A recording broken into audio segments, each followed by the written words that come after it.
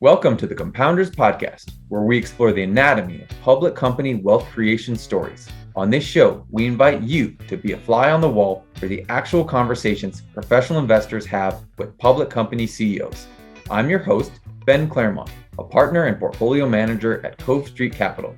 In these conversations, I interview senior executives by posing the exact questions I ask as part of Cove Street's diligence process. Whether you are a professional investor, founder, or someone who is simply interested in business, we think this podcast has something for you. This season of Compounders is sponsored by Daloopa. Daloopa was founded by a former hedge fund analyst to bring simplicity to the investment process. Daloopa offers an AI-driven, single source for all company-reported data and allows for investment teams to make the most informed decisions in the shortest amount of time. For more information, please visit daloopa.com/compounders. All opinions expressed by your hosts and the podcast guests are solely their own opinion and do not reflect the opinion of Cove Street Capital or any affiliates. This podcast is for informational purposes only.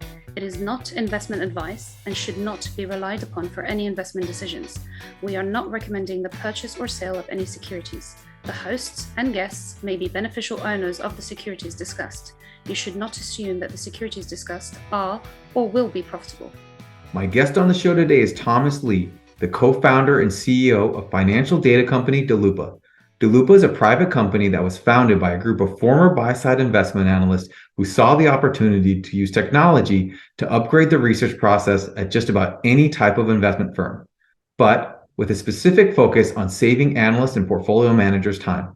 Just a few years into its journey, the company already has over 200 employees and has multiple offices around the world. In this wide-ranging interview, Thomas and I discussed where the original idea for Daloopa came from, how he views the legacy data providers such as CapitalIQ and Bloomberg, what Daloopa is doing to make the product a must-have versus a nice-to-have, what AI means within the context of Daloopa, and the importance of building a company that naturally generates a lot of cash. As a disclaimer, Daloopa is a sponsor of the Compounders podcast. Also, I don't own any shares of Daloopa. Without any further ado, here's my conversation with Daloopa CEO, Thomas Lee. So this is the first time I've interviewed the CEO of a non-public company. So I'm going to try to channel my inner Guy Raz from how I built this podcast. I'm going to go out on a limb and say that the founding of this company was a pretty pivotal moment, but also founding stories are super interesting to me. I would love to hear about where the initial idea for Daloopa came from and how you came to decide to actually try to make the concept a reality. Yeah, thanks, Ben. Thanks for having me here. So I came up with the idea of Daloopa really when I was an analyst in the long-short biotech community. And the problem that I was facing, a lot of my friends were facing, was actually relatively straightforward.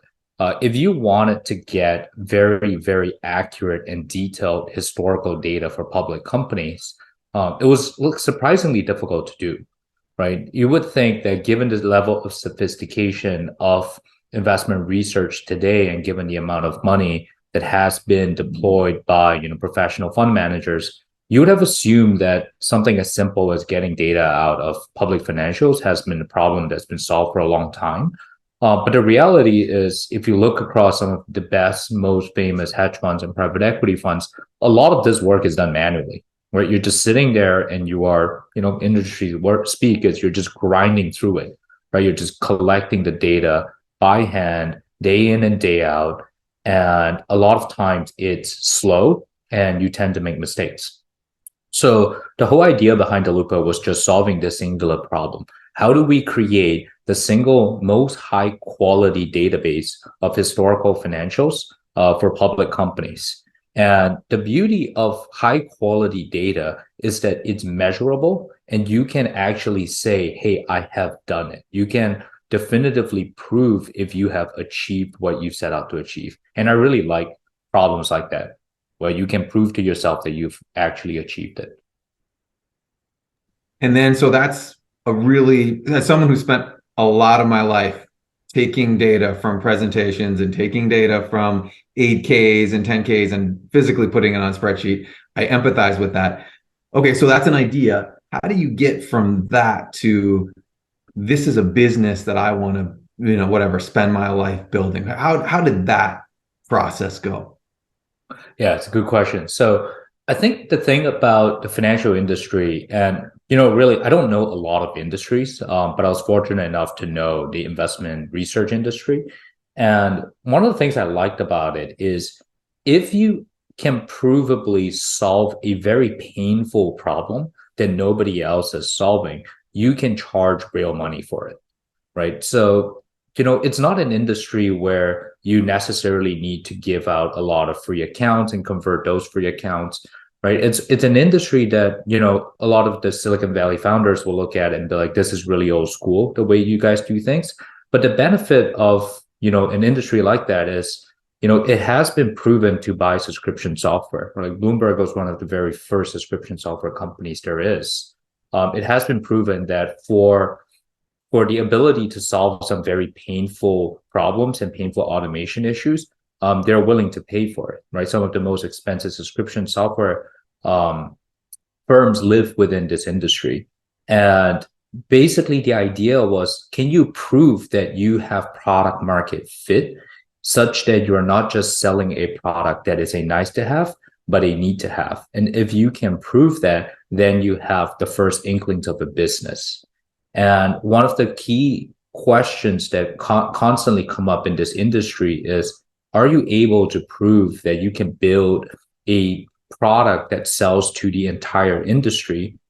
Because if you can, then you can build a really substantial business, right? If you look across the world of public data companies, it is littered with, the S&Ps, the Moody's, CapitalIQ is owned by S&P, the FactSets of the world, and these are not small companies. So if you can solve big painful problems and deliver the solution to the industry, you can build a substantial size business here. So let's move from the idea to the business model to the present. To the extent that you're willing to share, I'd just love to get a snapshot of where the business is today on any metrics that you're comfortable giving out to people. Sure. And we're very sensitive around who our customers are, because our customers are very sensitive about that. So in general, we don't reveal who our customers are. But what I can say is, if you were to browse the Wall Street Journal and you came across names of very large hedge funds and private equity funds, there is a very, very high probability that a lot of them are our customers today. For the most part, what the people that we service at Daloopa have a tendency to skew towards higher AUM sizes, because what we are building at Daloopa is really a very high precision, high accuracy data set. And that strategic decision for us to build something as high quality as what we are creating lands itself better in the hands of some of these larger AUM funds, with more well-established processes where 5% better data quality actually makes a world of difference for their investment process.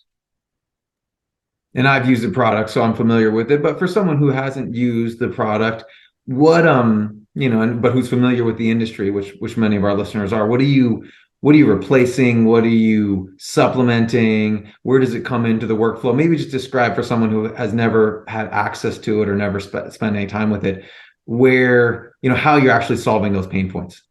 Yeah. So Daloopa is really a product that has two sides to it. It's one product with two capabilities. The first side to it is an Excel spreadsheet, right? When you download our Excel spreadsheet, what you are getting is you're getting a perfectly scrubbed set of data. We are going to give you every KPI, every operating data, every financial data for thousands of public companies. And what is unique about our data is this technology we developed called verifiable data scrubbing. So for every single number that we're presenting to our user, it directly links back to the location in the source. So for instance, if you were to click on a number that tells you, hey, this company's SG&A cost was up 12%, but 1% of the 12% is driven by, say, inflation, right? We're going to source you to that 1% location where it's driven by inflation. So extremely, extremely precise. We call it perfect precision. sourcing. So that's what verifiable data scrubbing is. And the value it provides to our customers is in one Excel spreadsheet, you are going to see perfectly every single KPI and operating data that has been presented. So historically, what you would have done is you would have gone through the 8Ks and the 10Qs and manually grabbed all of these data points. And today you don't have to. So that's the first side. The second side is much easier to understand. Basically, we deliver to you a button in an Excel plugin, a singular button. And all you have to do is you press the button and your model updates in a very short amount of time from the company dropping their press release or their 10Q. You don't have to have your financial models in any particular format. Whatever format you have been using is perfectly fine with us. All you do is you press the button. Our AI does all the work in the back end, and we will then update your model for you, literally at the click of the button. So what we see a lot of our customers across, hedge funds, private equity funds do is they build extremely sophisticated models. In the middle of earnings season, you have all these different companies dropping earnings. There's 1,000 things happening. You feel like, everything around you is on fire. What Daloopa is able to do for you is we can update all of your models for you by just clicking a button. So that's the second piece of it. Yeah, that description that everything's on fire during earnings season resonates with me. Yeah.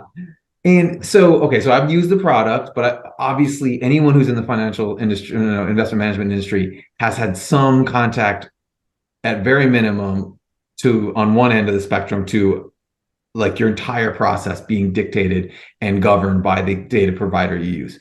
For example, this firm, CapitalIQ, we've used it since the beginning. All of our models are tied to CapIQ. And so most investors are really familiar with CapitalIQ and FactSet and Bloomberg. So do you see this product as a complement to those products?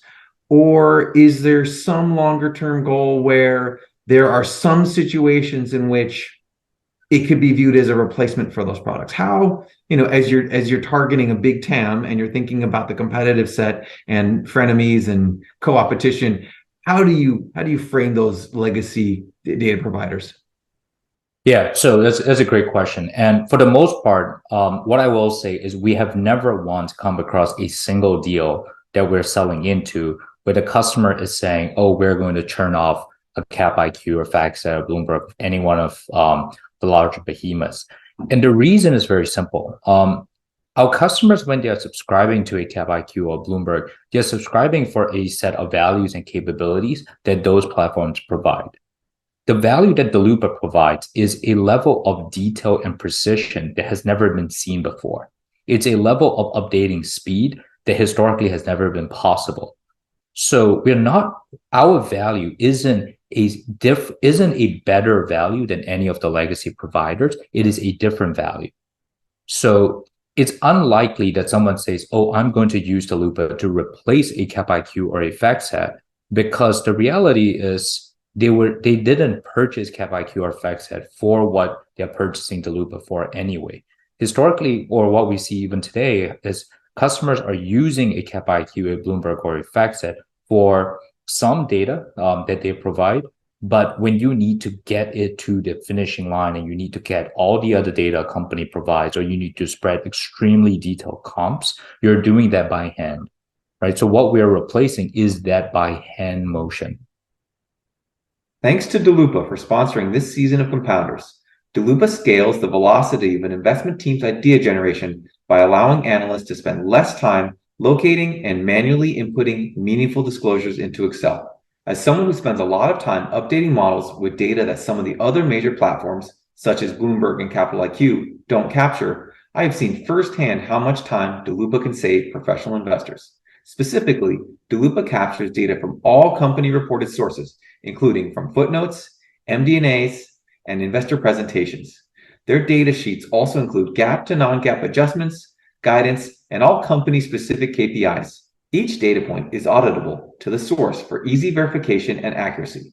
Daloopa's Excel plugin can also update existing models for the latest quarter in just a single click. More bulge bracket banks and top-tier investment managers are trusting Daloopa for assistance in initiating coverage, building and maintaining industry dashboards, and keeping models up to date. Please visit www.daloopa.com/compounders to learn more about how Daloopa can help increase your team's speed to differentiated insight.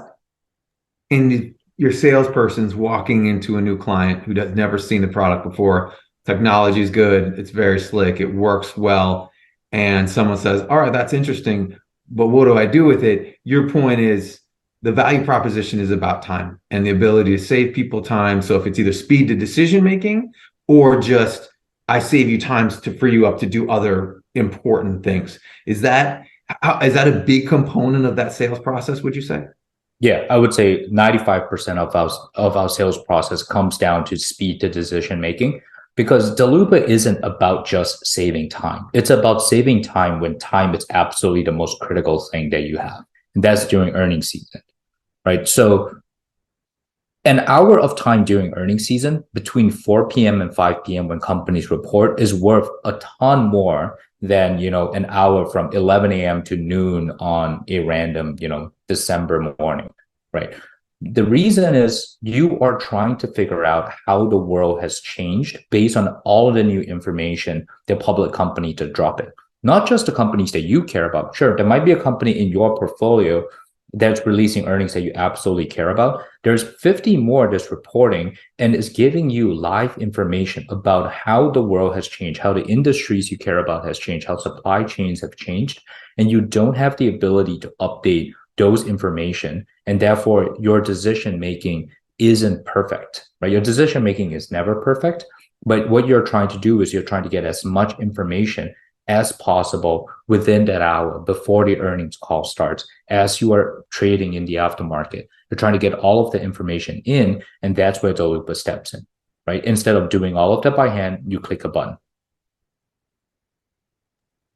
And my guess is the biggest funds have resources that allow them to complement the existing data providers with your service. But there's certain, as you kind of expand the TAM and you look at other investment firms who may not quite be in the hundreds of billions of dollars in AUM. My guess is you hear sometimes we already pay so much, and we feel that we already pay so much to large data providers. We simply don't have the budget to add new services. So, I mean, to me, that's you need to be able to convince that group that it's worth the extra money. You have to move from a simply nice to have to a must have, which you talked about. So is the time sensitivity aspect, is that the must have, or is there another layer that you hope to kind of add to the service and to the capabilities that really cements that, no, this is not a nice to have, this is a must have? Yeah, so that's a great question, because the way I think about must-haves versus nice-to-have is where do you sit in the stack of software to the end user. And generally speaking, must-haves are infrastructure and nice-to-haves are use cases, right? So the way we think about building Daloopa is that we will provide an infrastructure layer to hedge funds and private equity funds and investment banks at a level that ticks all the boxes of what you want from an infrastructural player. You want data, you want to be in a process where the data is precise, where you open a spreadsheet, you have all the data, where that this is the fastest way to update your model, bar none, right? You cannot update your model yourself as fast as we can update it for you, or when we're updating another 1,000, right? So what we care about at Daloopa isn't about building use cases on top of our data. It's about taking the pillars of excellence that we have identified and driving it deeper. It's about being faster, being more precise, covering more companies, such that people look at us and say, these guys are just infrastructure. They are very, very good infrastructure, and therefore we need them. Because with good infrastructure, it allows me to figure out use cases, to think about investment ideas. And within that, we talk a lot about moats on this podcast and thinking about barriers to entry and switching costs. I'm interested how data accuracy and having perfect data. I mean, do you see that as being a barrier to entry? Because I'm just someone who's not in the technology space, like data seems kind of ubiquitous. How can having that data source be a moat and a barrier to entry in a certain way? Yeah, so that's an interesting way to think about the problem of data, and this is always going to be true for data. You can get a remote in one of two ways. The first way you can get a remote is you have access to a data set so proprietary that you are the only player that can get access to the data set. That obviously is not the case for Daloopa. If you wanted to recreate Daloopa's data set, you are more than welcome to do so because all of our data comes from public companies. They make it very easy for you to get the documents. Obtaining the data is a little bit more difficult, but the documents are easy, free, and available for access. Our moat comes in two aspects. The first aspect is we dedicate our entire livelihood to the extraction of data at a level of quality that has never been seen before, right? We do it in a way that marries the best of the best software tools and techniques today with human intelligence, such that we can get to a level of precision and speed that you cannot emulate using any other traditional methods. But is it possible to recreate that? Absolutely, right? Given enough time, someone can recreate that, which means that is an advantage, but not a true economic moat. The true economic moat in this business model comes down to the relationships and the partnerships with the firms that we work with. Because at the end of the day, when you're an infrastructural player, the reason people keep using you is not because they have used you, but because you provide them with a level of service that is so seamless that they never have to think about it, right? We think about it as like water or electricity. Like if you told me I could change my supply of water to someone else that provides similar quality level water, I would never do that because the water I have is fine, it works, it's consistent, and it's clean.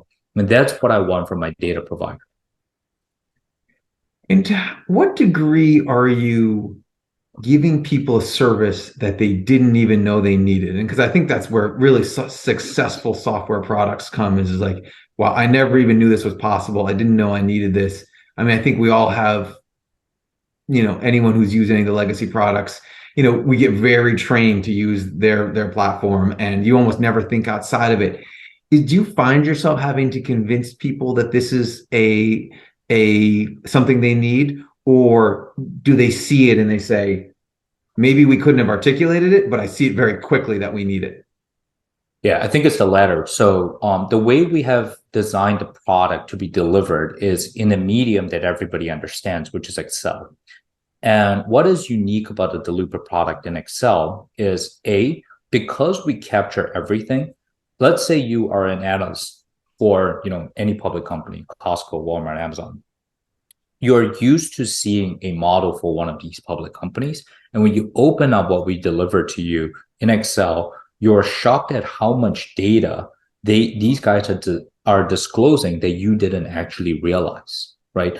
Most people do a good job at extracting the segmental data, the gap information, the non-gap information, all of that stuff. But a lot of folks don't do a good job at extracting the one-off comments, the footnote in the presentation, the analyst day 4.5 years ago where they had this weird bar chart that had interesting information in there, right? It's just very human that in a short amount of time, you cannot simply scrub enough documents to have all these one-time disclosures in there or one-time guidance in there. And at Daloopa, we have all of those.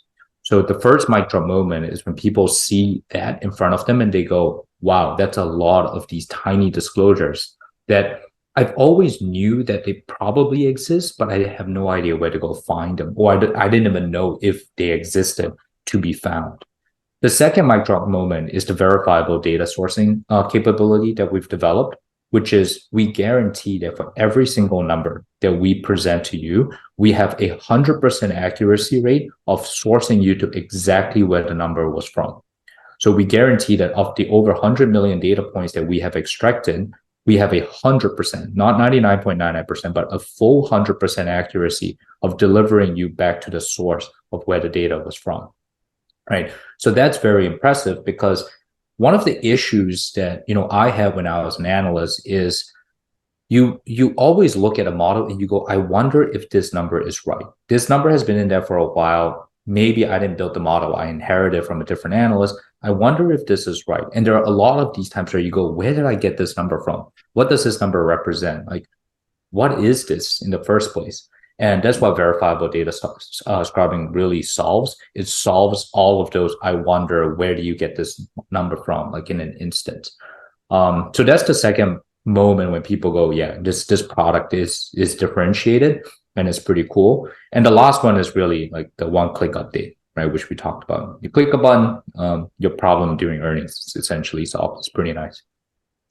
I'll add one more value proposition is that, sometimes you don't know where the data to get the data. Sometimes you don't know where it exists. Sometimes you just get tired of hard coding stuff. And because it's just a very manual process, and there's an opportunity cost of your time as an analyst. Like, do I need this extra piece of data that I now need to go back 8 quarters and fill, or would we be okay without it? Right. And so that's a real time decision that analysts have to make, that that like there's just some fatigue, especially during earnings season, that you don't that are and then of course you hard code a number, and then as you said, like, you look back and 3 years ago you put this number and you're like, where did this come from? And you're never going to find it, right? And so if you care about fidelity of data, the manual process is really, really inefficient.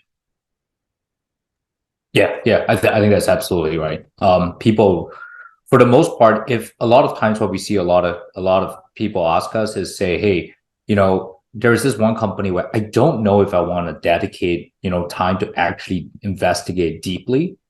I wish I just had, all the spread in front of me. I can do the very quick calculation, dig into a few quarters of information, and then decide if I want to dive into it. That happens a lot.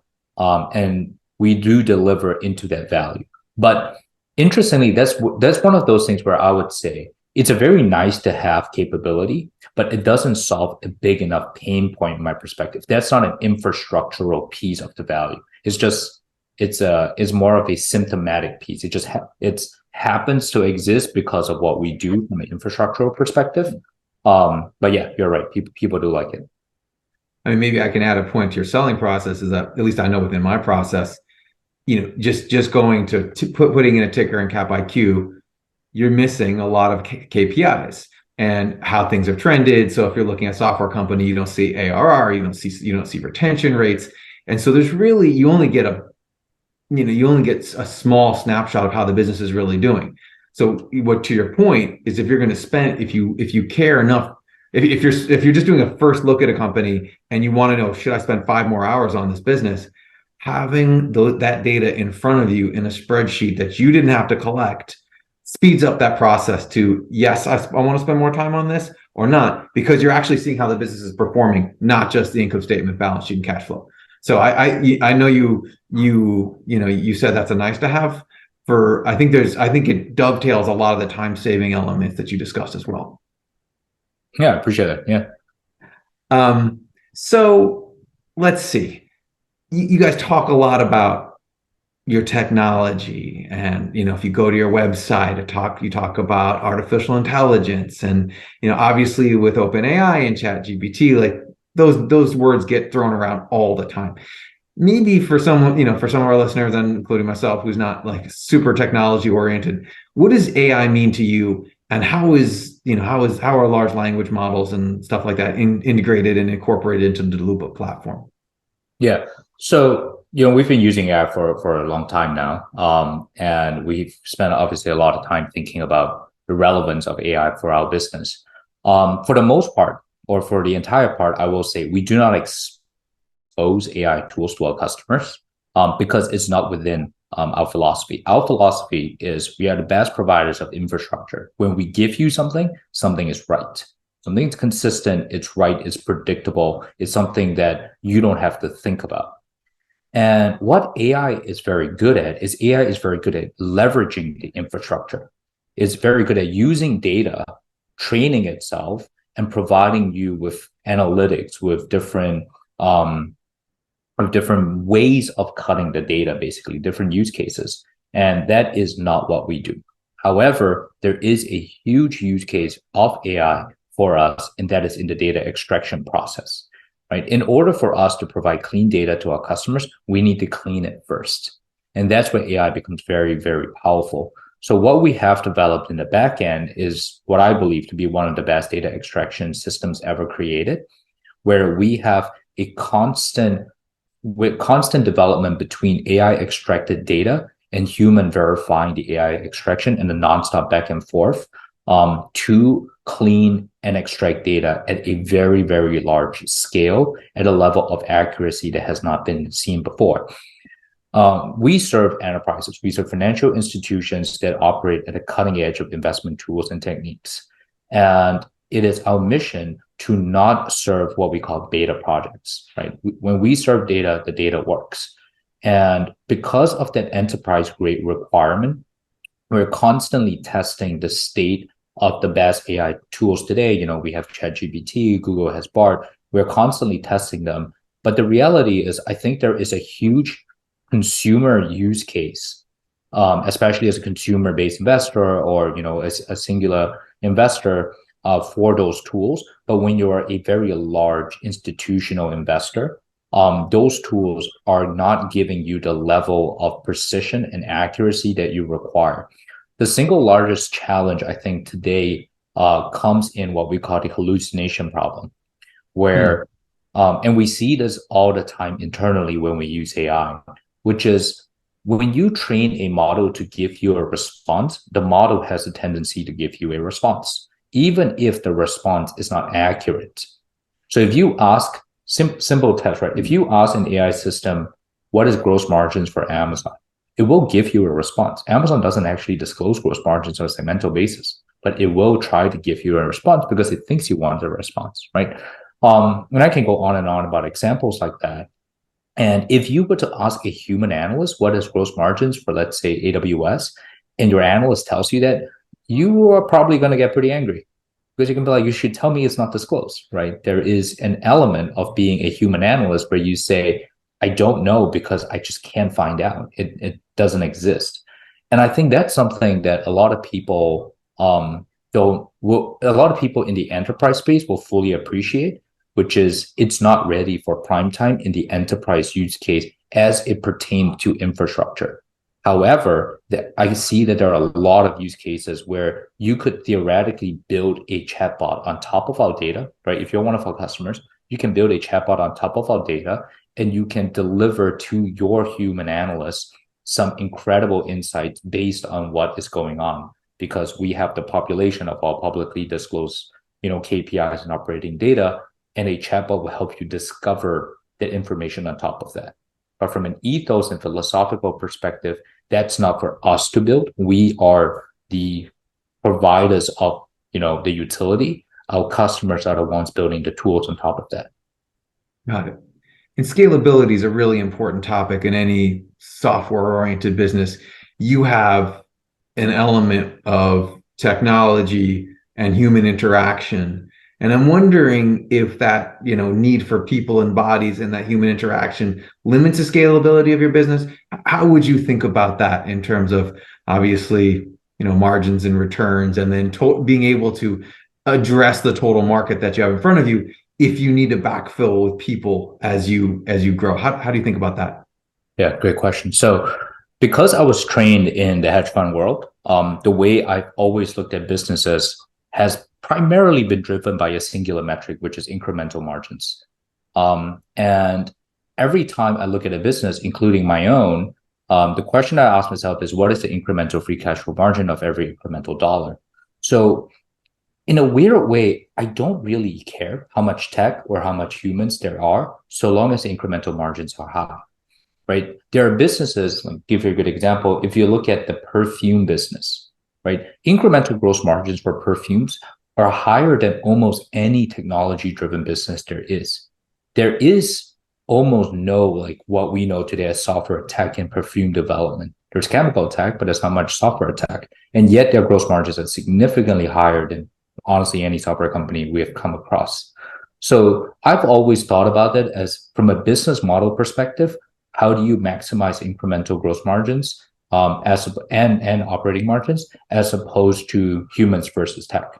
But that being said, there is obviously an element of human tech and data as a mix that matter. The beauty of data businesses, for the most part, is once you have built the database, you can sell it multiple times, just like software companies, right? It's very similar in terms of that business model. Software companies require a team of engineers to maintain the business, whereas data businesses require basically your code, your algorithm to get smarter, to extract the data, and humans to validate the data. However, there is one difference. Data businesses get a lot, the cost to maintain a database stays linear, even though your database is growing. Because all I have to do is update the same amount of companies. Assuming I don't grow coverage, the amount of updating work that needs to be done is the same every single quarter, despite the database growing. So I could have as many customers as I want on that same database. If I don't grow coverage, my cost will not expand, which translates into basically a very, very high operating leverage in the business. In order to drive into one of the three pillars, philosophical pillars that we have, right? Accuracy, speed, and completeness, that's where you will have to spend on R&D.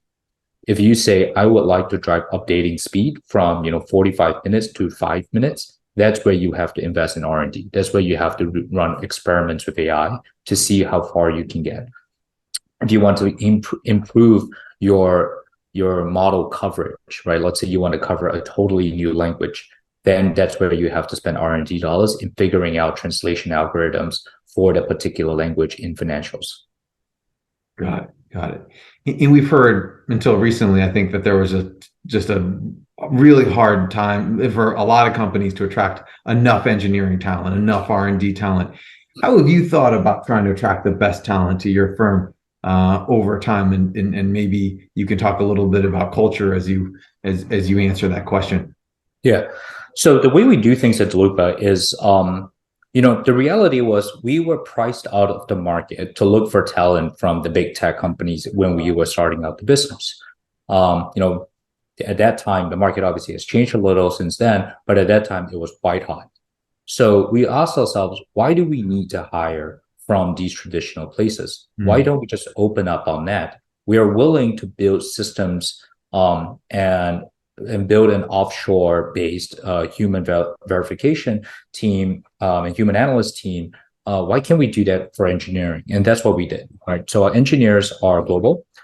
We hire from anywhere in the world, so long as they are at a level of skill, ability, work ethic, and they jive with the culture of the firm. We're willing to take them in. And I think that has dramatically changed the engineering roadmap for us, because instead of thinking about where to hire these these engineers from, we are now thinking about how do we manage a global workforce of engineers that might have a totally different set of problems.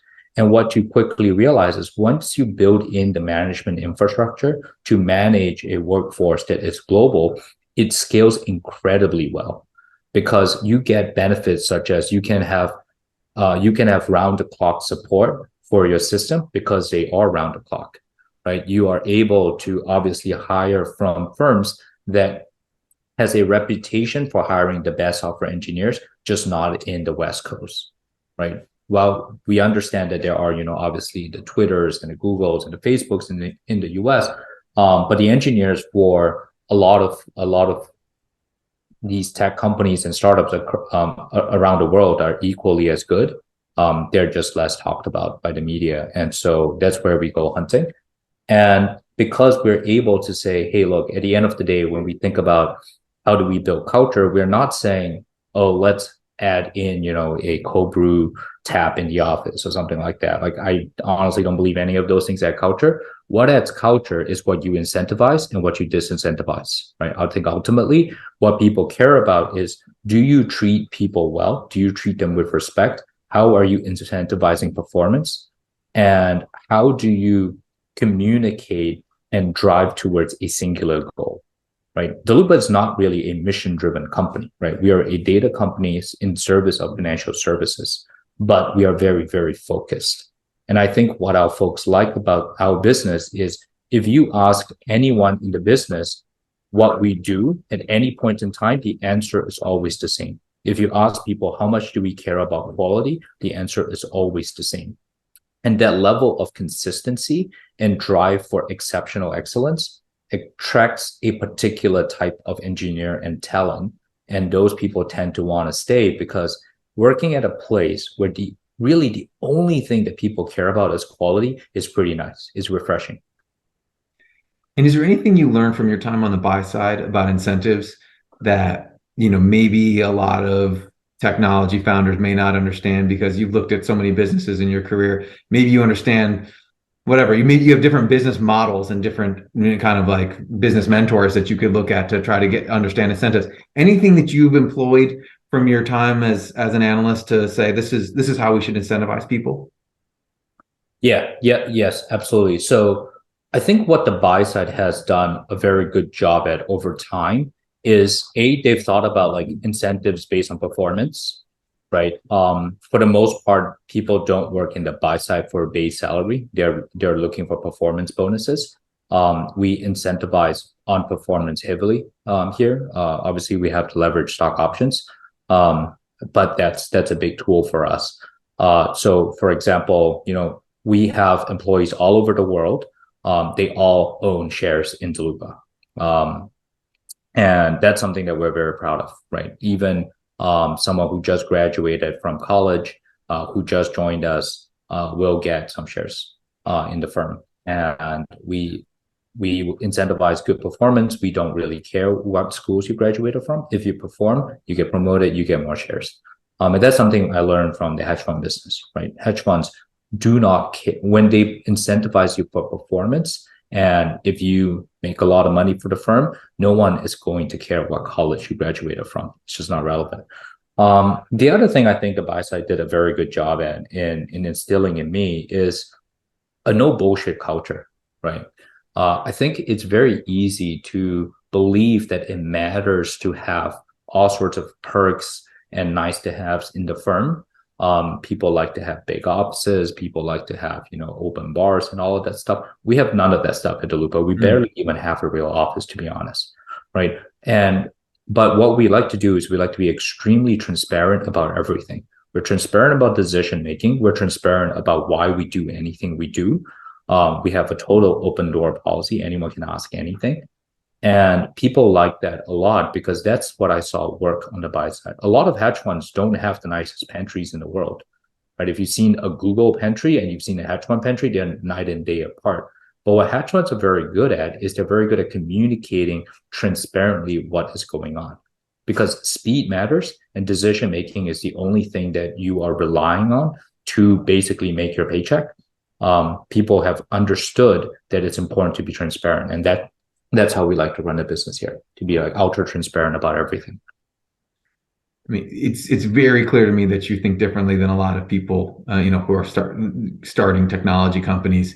You talk about cash flow, you talk about incremental margins. I mean, these are things that people don't talk about for years into their journey. But I guess, I think there's a question, especially when your data businesses can be very profitable with a huge amount of operating leverage. So when it's going well, it goes really well. How have you avoided not over hiring, over expanding, just because, the money's there and the TAM is big? How do you balance that, that constant tension for entrepreneurs of investing too little versus investing too fast and trying to find like the Goldilocks situation? I mean, we have made a lot of mistakes in the past, right? Don't get me wrong. We've made a ton of mistakes. We have overhired. We have underhired. We are probably making a lot of the very same mistakes right now as we speak. And there is no knowing until, months or years later if you've made the mistake. But one of the things that I've started to try to get better at is to ask myself a simple question. Is a mistake that I'm making right now a reversible mistake or irreversible mistake? Is it something that I can backtrack relatively quickly? How much damage does the mistake cause? So overhiring causes a lot more damage than underhiring. When you underhire, it's easy. With the kind of problems that you create for yourself is you are creating a set of opportunity cost problems, right? You could have grown faster. You are not. Your product could have been better. It isn't. You could have had better people. You don't. But those are easier to basically fix, right? Let's go find these people. Let's go build out the product. Said differently, underhiring mistakes tend to be solvable with time. Overhiring mistakes tend not to be solvable with time. And so when we make decisions here, we like to be conservative. Again, this just sort of being trained in the buy side. right? You tend to want to minimize the impact of your mistakes. And back when I was at the buy side, I was at 0.72. One of the key ways to measure success is to take everything and simplify it into an equation. And so if you look at an investment professional, it really doesn't matter how frequently you are investing or what type of investments you do. Ultimately, it comes down to your hit rate. How often are you right? Multiplied by your slugging ratio, which is a baseball term, which means when you are right, how right are you? And when you're wrong, how wrong are you? Multiplied by your velocity. How often are you actually taking bets? And when you think about it from my perspective as a decision maker, it's the same thing, right? When I make decisions, how often am I right? When I'm right, what is the degree of influence of being right? And when I'm wrong, what is the degree of influence when I'm wrong? And how often am I making decisions? And you can optimize for each of these things as basically a decision maker. And sometimes you want to make less decisions. Sometimes you want to make more decisions.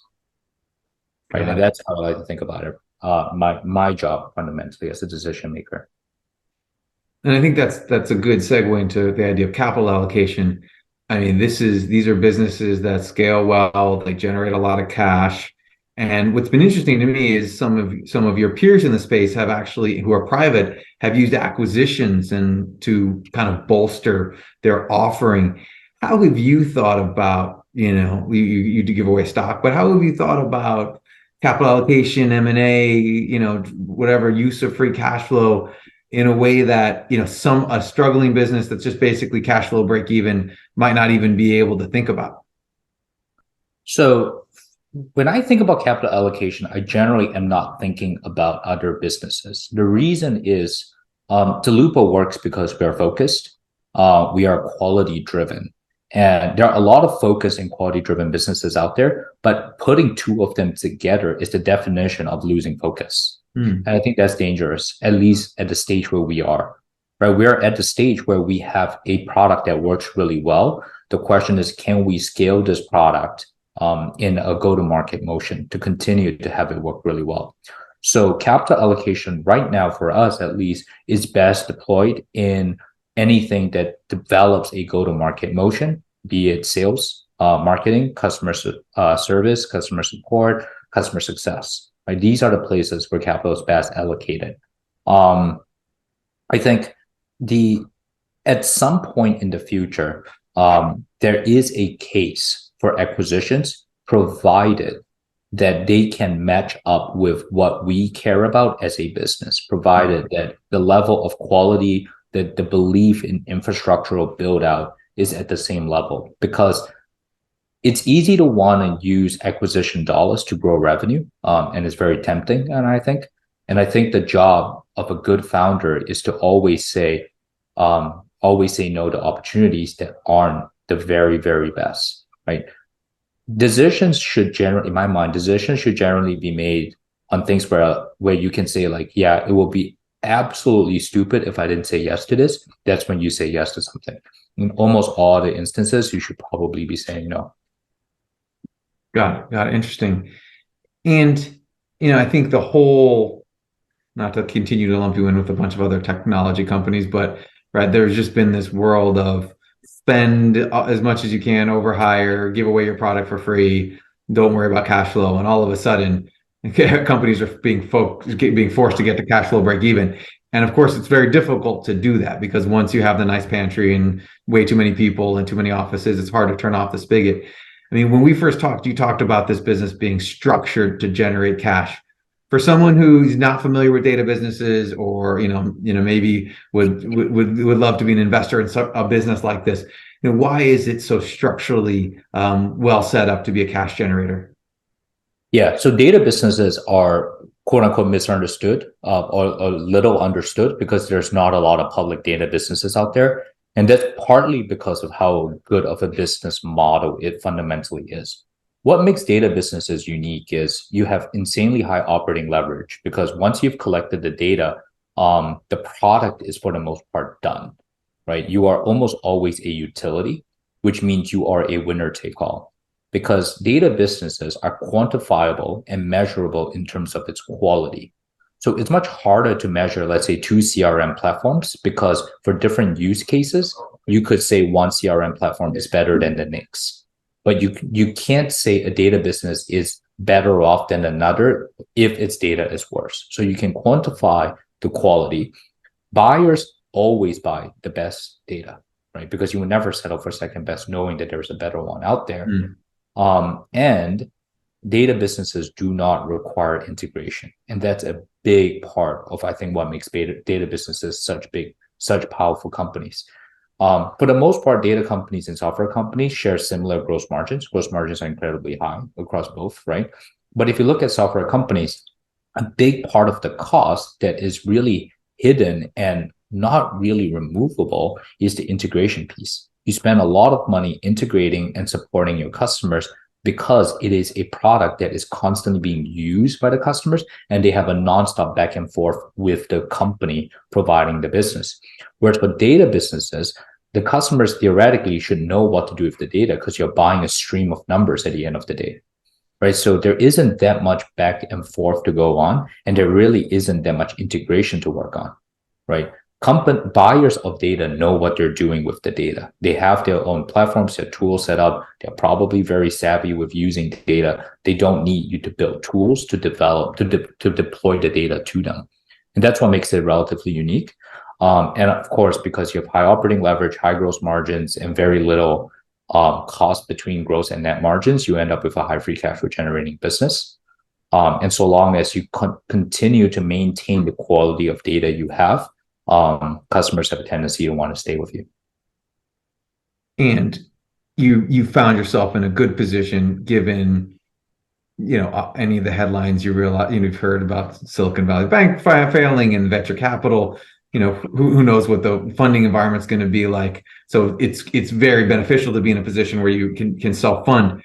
But just give people some context. Have you funded this business internally from the beginning? Have you taken outside capital? Just giving us a sense of like how you've done that traditionally, and any reasons why you would, why that model would change over time and you would require like a large amount of outside capital in your mind.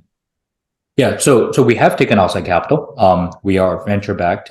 In fact, our Series A was led by Credit Suisse Next Ventures. It's a fund under Credit Suisse. And Nexus Venture Partners, which is a Menlo Park-based VC fund. The thing about data businesses is it is capital efficient to operate, but not capital efficient to start, right? Software companies, you could start with 3 engineers in a garage and build an MVP. You cannot do that for a data business. You have to first build the database. And the database is not cheap to assemble.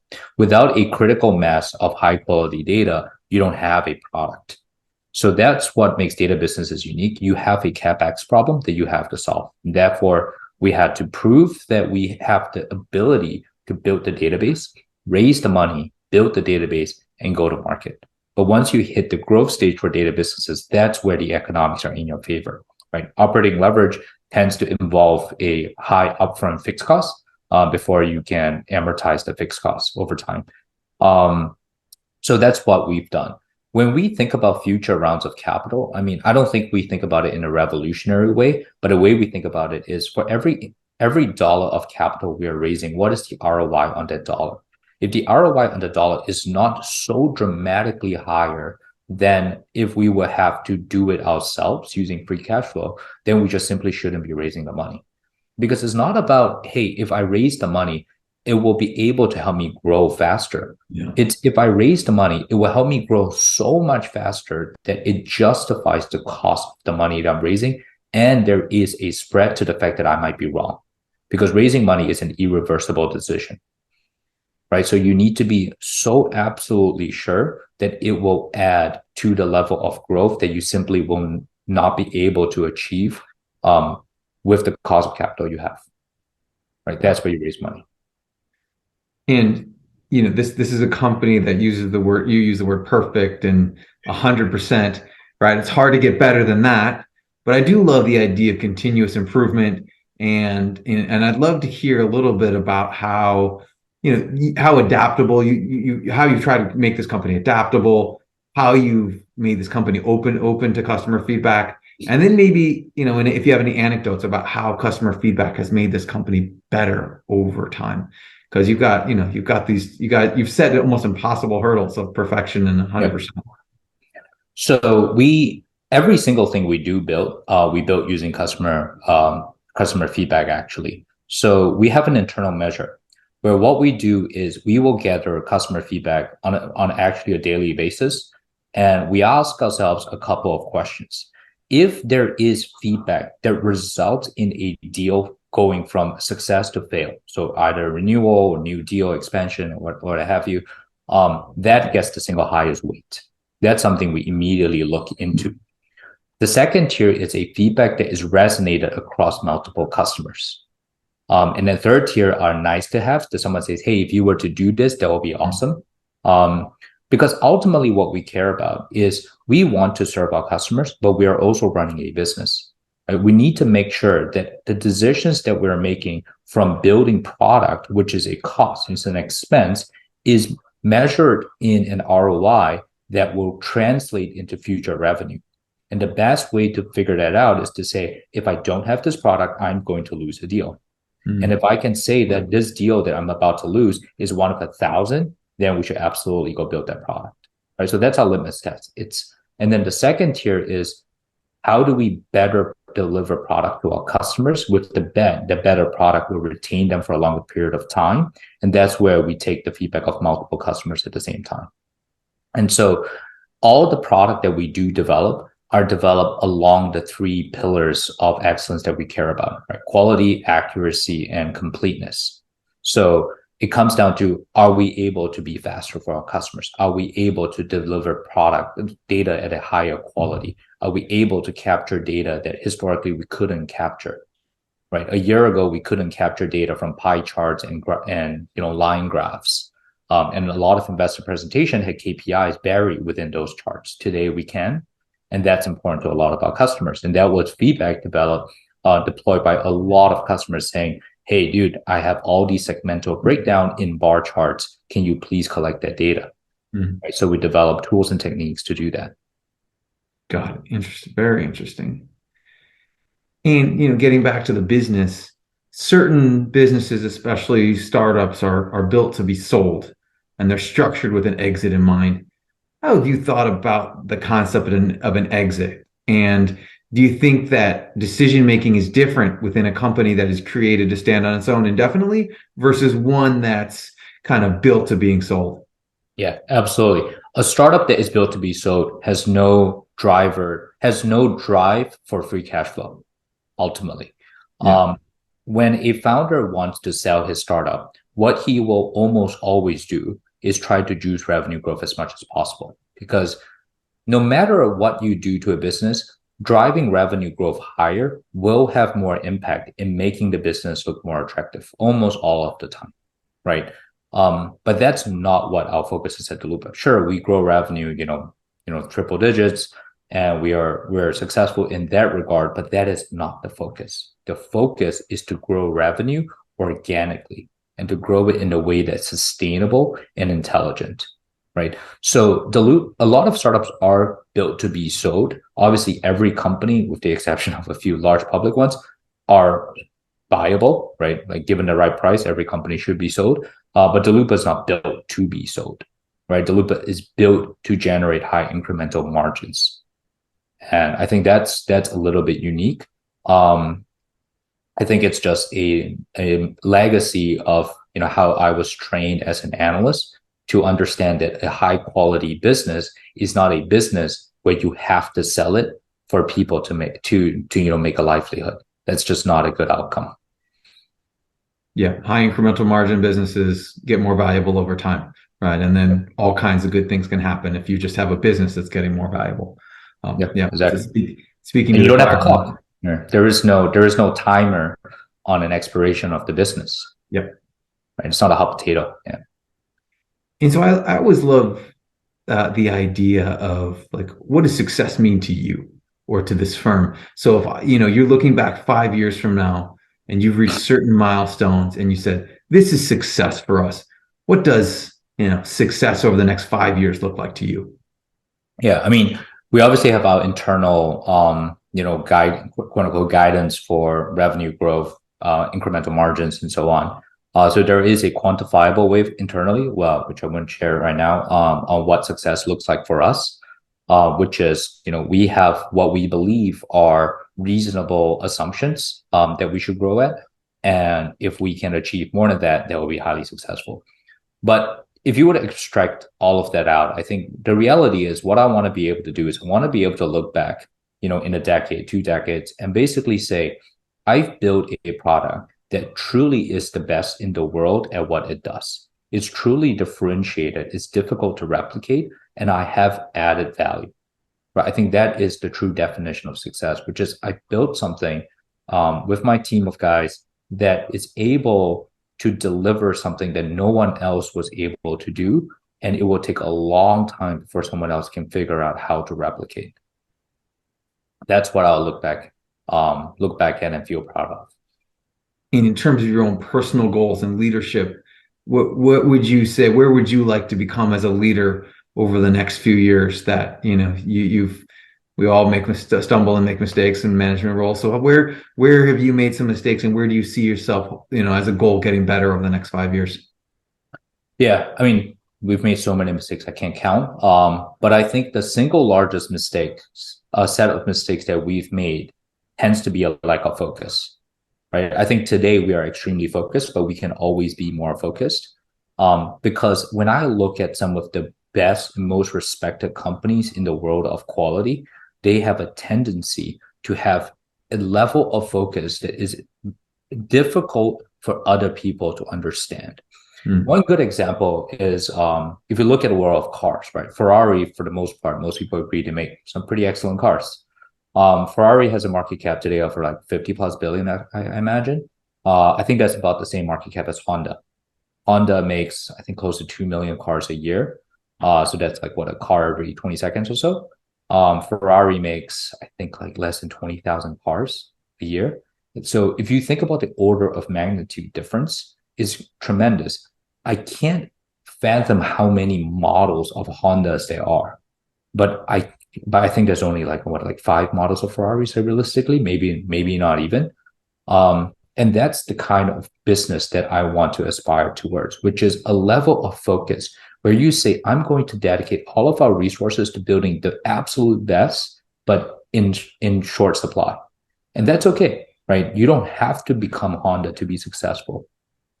As much as I think they build great cars, but I think most people will argue that it takes a lot more know-how to create a car at the level that Ferrari does than a car at the level that Honda does.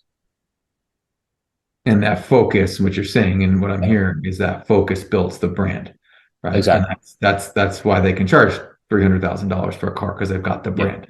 Right? Yeah, because Ferrari is insanely focused about the performance of their cars. That's the only thing they care about realistically, right? Thomas, this has been an incredible conversation. We've covered a lot of topics. We're going to close with the question we always ask. What do you think is the most underappreciated aspect of this company? It's the fact that it's a data company. I think there are not a lot of public data companies. People don't think about it. But when I started Daloopa, I asked myself a simple question, which is, what is the single best business model in the world that is buildable, right? Like that you can realistically create. And I landed on the decision that it is a data business. So I think a lot of people don't fully appreciate how powerful data companies are. It's very easy to say, hey, your assets are free to gather. Anybody else can do it. Therefore, it's not a good business. And, my challenge to that is, but Bloomberg is a huge and highly powerful business. Anyone who uses it will tell you it's one of the best businesses in the world. How did that happen? Right? Same for almost all the other public data businesses out there. Most of their data, if not all of their data, is publicly available, but yet it becomes some of the most powerful, highest quality business models there are. Well, Thomas, we've learned a lot about your business. We've learned a lot about how you think about business models and cash flow and margins. And I think you speak very differently from, I think, someone stereotypically in your role. So this has been a great conversation, learned a lot, and we wish you luck. I'm certainly going to be carefully following your success over the next decade. Thanks so much for being on Compounders. Yeah, thank you, Ben. Thank you for having me. That's it for our show today. We hope you enjoyed the conversation. We recognize that you have a lot of different podcast choices, and we appreciate you spending the time with us. We are continually working to make the show better, and we would love your feedback. The more candid and honest, the better. And if you have any suggestions for public company CEOs you would like to see on the podcast, please let us know. And of course, warm intros are always appreciated. Please feel free to email us at podcast@covestreetcapital.com with your comments or suggestions. Thanks again, and stay tuned for the next episode of Compounders, Anatomy of a Multibagger.